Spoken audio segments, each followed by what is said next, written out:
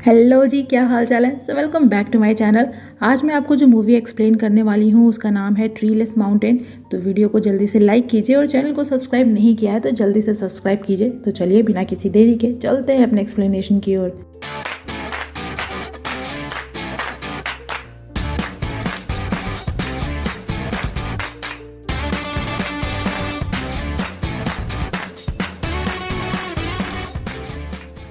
क्या आपको पता है कि एब्सेंस में भी प्रेजेंस है। कोई भी चीज़ कभी खोई या भुलाई नहीं जा सकती। वो आपके पास ना होकर भी हमेशा आपके आसपास ही होती है, कहीं आपके भीतर में। हमारी आज की मूवी भी यही बताती है। ये कहानी है 9 साल की जिन की, जो अपनी छोटी बहन बिन और अपनी माँ के साथ रहती है। उसके डैड उन्हें छोड़कर कहीं जा चुके हैं, जिस वजह से उसे और उसकी बहन को पालने में माँ को बहुत दिक्कतें आती हैं। जो बात जिन भी बखूबी समझती है। सोच से भले ही बड़ी लगे पर है तो अभी बच्ची ही। तो कभी कभार रात में बिस्तर गीला करके रोने भी लगती है, पर माँ प्यार से उसे समझाकर चुप करा देती हैं। जिन पढ़ाई में अच्छी है और हर छोटे बच्चे की तरह कुछ खेलने का शौक रखती है। रोज स्कूल के बाद कुछ बच्चों के साथ गो कार्ट्स खेलती है, जिसे इकट्ठा करना उसे अच्छा लगता है।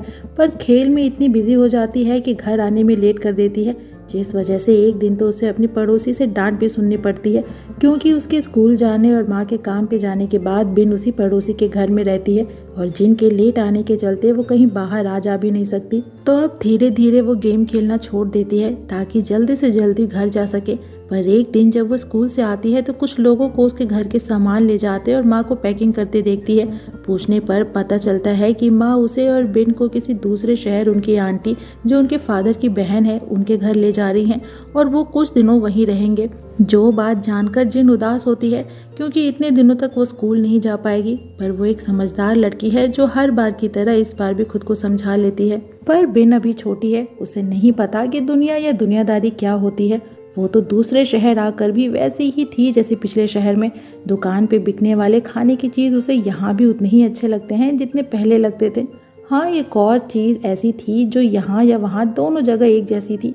वहाँ भी उसके पास उन खाने वाली चीज़ों को खरीदने के पैसे नहीं थे और यहाँ भी नहीं है। आंटी के घर आने के बाद जिनको पता चलता है कि माँ उसे और बिन को छोड़कर कुछ दिनों के लिए उनके डैड को ढूंढने जा रही हैं, तो वो भी उनके साथ जाने की जिद करती है। पर माँ इससे इनकार कर देती हैं और उसे एक पिगी बैंक देते हुए बोलती हैं कि अगर वो और बिन आंटी के साथ अच्छे से रहेंगी, उनकी बातें मानेंगी, तो आंटी उन्हें कुछ सिक्के देंगी और जब ये पिगी बैंक उन सिक्कों से भर जाएगा तब तक वो भी उनके पास वापस आ जाएंगी। और अगले दिन उसे बिन का ख्याल रखने का बोलकर वहाँ से चली जाती हैं। हालांकि दोनों बहनें दूर तक माँ का पीछा करती हैं, उनके साथ जाना चाहती हैं, पर माँ बस में बैठकर उनसे दूर चली जाती हैं और दोनों बहनें दूर एक टीले पर बैठकर उन्हें बस जाते देखती रहती हैं। उस रात जिन बहुत दुखी होती है, इतनी कि कुछ खाती भी नहीं। पर अब उसके इस दुखी होने या मुंह फुलाने पर उसे समझाने वाला कोई नहीं है। उल्टा तो उसे ही अब अपनी छोटी बहन बिन का ख्याल रखना है। तो इसीलिए एक बार फिर से खुद को समझाते हुए वह अपनी इस सिचुएशन को एक्सेप्ट कर लेती है। आखिर उसने अपनी माँ से बिन का ख्याल रखने का वादा भी तो किया है। लेकिन रात जब वो फिर से बिस्तर गीला करती है तो चुपचाप से अपनी जगह बिन को सुला देती है, जिस वजह से सुबह आंटी से बिन को डांट पड़ती है। वो ऐसा इसलिए करती है क्योंकि अगर आंटी को पता चला कि वो इतनी बड़ी होकर भी बिस्तर गीला करती है तो उसे बहुत डांट पड़ेगी। ये उसका घर तो नहीं है जहाँ माँ उसे प्यार से समझा देगी। आंटी यहाँ उनसे घर का हर काम करवाती हैं, कुछ ऊपर नीचे हो जाए तो डांट भी लगाती हैं और कभी उनसे बाहर खाने का कुछ मांग लिया तो पैसे ना होने का बहाना करती हैं और खुद दिन रात नशे में रहती हैं। हालांकि आंटी ने माँ के सामने तो कहा था कि वो दोनों का बहुत ख्याल रखेंगी, पर ऐसा कुछ था नहीं। दोनों बहनें जो हो रहा था उसे अपनी नियति समझकर किसी तरह जिए जा रही थी। घर के काम करने पर आंटी उन्हें कुछ सिक्के देती हैं जो दोनों बहनें अपनी पिगी बैंक में जमा करती रहती हैं। कभी कभार वो खेलने के लिए अपने पड़ोस में रह रहे ली नाम के एक लड़के के पास भी जाती हैं, जो थोड़ा स्लो है, पर ली की माँ दोनों को बहुत मानती हैं और खाने के लिए अच्छे अच्छे स्नैक्स भी देती हैं। हर रोज दोनों बहनें उसी टीले पर खड़े होकर आने जाने वाली बसों को ध्यान से देखती हैं, इस उम्मीद में कि किसी दिन उनकी माँ भी उनमें से किसी एक बस में से बाहर आएंगी। एक दिन तो बिन अपने साथ एक सूखी डाल भी ले आती है, जिसे वो जिनको वहीं गाड़ देने को बोलती है, इस उम्मीद में कि एक दिन वो बड़ा पेड़ हो जाएगा। ये सूखी डाल दोनों बहनों की उस उम्मीद की तरह है जो उन्होंने अपनी माँ के लिए लगाई है।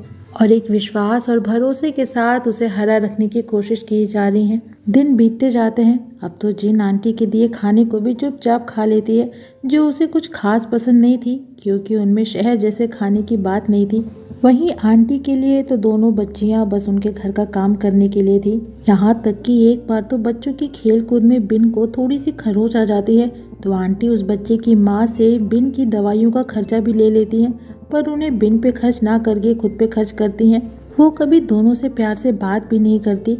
जब कभी दोनों बहनों में लड़ाई होती तो बिना सोचे समझे वो जिन को ही सजा दे देती, जिस चीज से वो बहुत दुखी होती है। आखिर वो है तो बच्ची जिसे डांट और मार नहीं बल्कि प्यार चाहिए, पर यहाँ माँ तो नहीं है जो उसे वो प्यार देगी, तो जिन फिर से खुद को समझा लेती है। हालांकि अपनी बहन को दुखी देखकर बिन भी रोने लगती है। उसे भी लगता है कि आखिर वो बेकार में ही आंटी से उसकी कंप्लेन करती है। अब दोनों बहनें ही एक दूसरे का सहारा रह गई थी। एक दिन जिन बिन को देखती है पके हुए टिड्डे खाते हुए, जो उसे किसी लड़के ने दिए थे, और जिन नोटिस करती है कि वो लड़का उन टिड्डों को पकाकर स्कूल स्टूडेंट्स को बेच देता है, जिससे उसे कुछ पैसे मिलते हैं। पर तभी के लिए वो इस बात को ज्यादा ध्यान नहीं देती। लेकिन एक दिन जब आंटी इतने नशे में होती हैं कि दोनों के लिए खाना भी नहीं बनाती, जिस वजह से दोनों को पूरे दिन भूखा रहना पड़ता है, तो जिन नदी किनारे आती है और घास फूस में टिड्डे इकट्ठा करने लगती है और बाद में उसे पकाकर बिन को खाने को देती है, जो उसे बहुत पसंद है, और कुछ को पकाकर स्कूल स्टूडेंट्स को बेच देती है, जिससे उसे कुछ पैसे मिल जाते हैं, जिसे वो दोनों बहनें अपनी पिगी बैंक में डाल देती हैं। आज कितने दिनों बाद दोनों बहनें इतनी खुश थी, क्योंकि अब उन्हें जल्दी से उस पिगी बैंक को भरने का तरीका मिल गया था। माँ आएगी या नहीं ये तो नहीं पता, पर एक विश्वास जो उनकी माँ ने उनके अंदर दिया था कि पिगी बैंक भरते ही वो वापस आ जाएंगे, उसकी ऊर्जा ने मानो दोनों को फिर से जिंदा कर दिया था।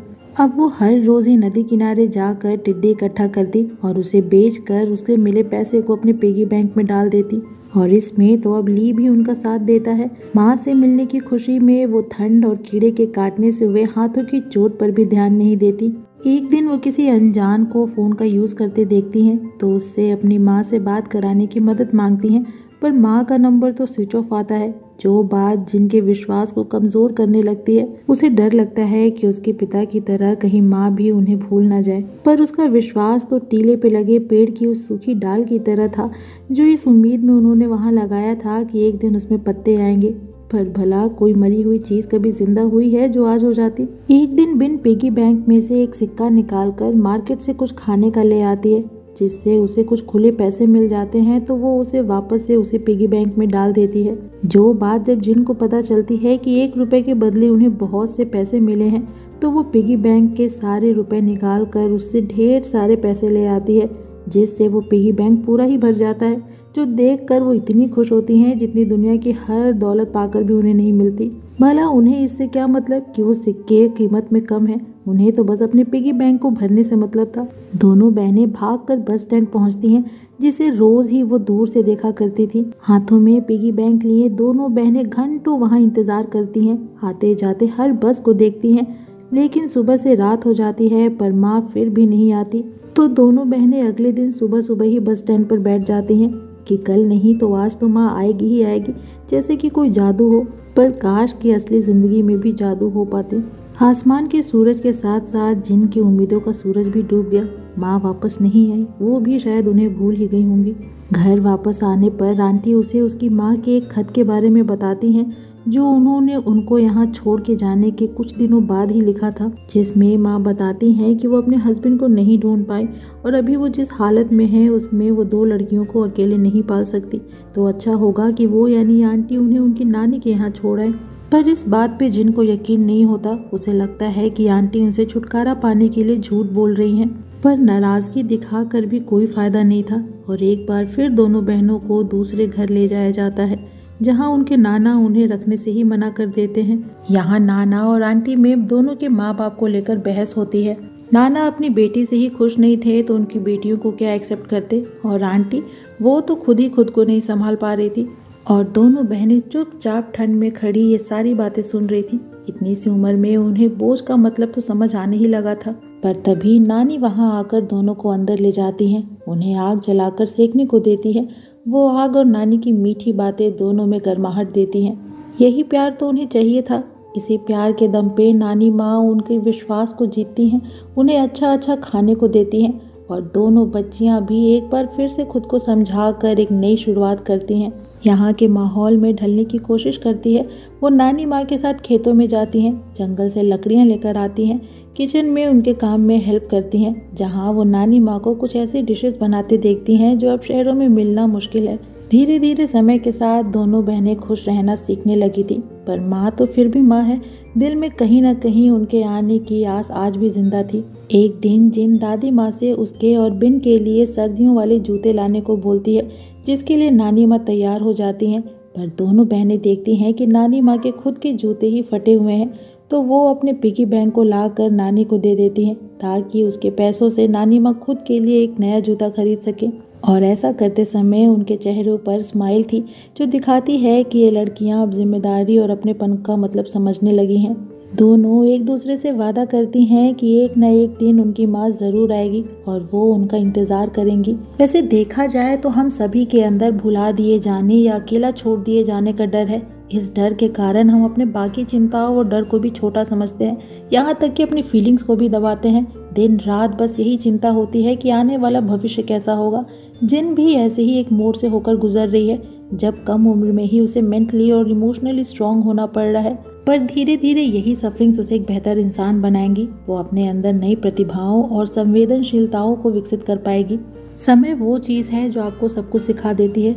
वो उस बर्फ से ढके पहाड़ की तरह है जो देखने में कफन की तरह ठंडी है, जिस पे एक घास भी नहीं होती, पर इसका ये मतलब नहीं है कि वो मर चुकी है। बर्फ पिघलने पर उसी पहाड़ पे नए अंकुर फूटेंगे, चहलकदमी बढ़ेगी और एक समय तो कई लोग अपनी आजीविका के लिए फिर से उसी पहाड़ का रुख करेंगे। और इसी खूबसूरत मैसेज के साथ ये मूवी यहीं पे ख़त्म हो जाती है। तो इस मूवी की एक्सप्लेनेशन यहीं पे होती है ख़त्म। आपको मूवी कैसी लगी कमेंट सेक्शन में ज़रूर बताइएगा। वीडियो अच्छे लगे तो वीडियो को लाइक कीजिएगा, फ्रेंड्स के साथ शेयर कीजिएगा और मुझे इनकरेज करने के लिए मेरे चैनल को ज़रूर सब्सक्राइब कीजिएगा। मैं आपसे मिलूंगी नेक्स्ट वीडियो में नेक्स्ट एक्सप्लेनेशन के साथ। तब तक अपना खूब सारा ख्याल रखिए। सायोनारा।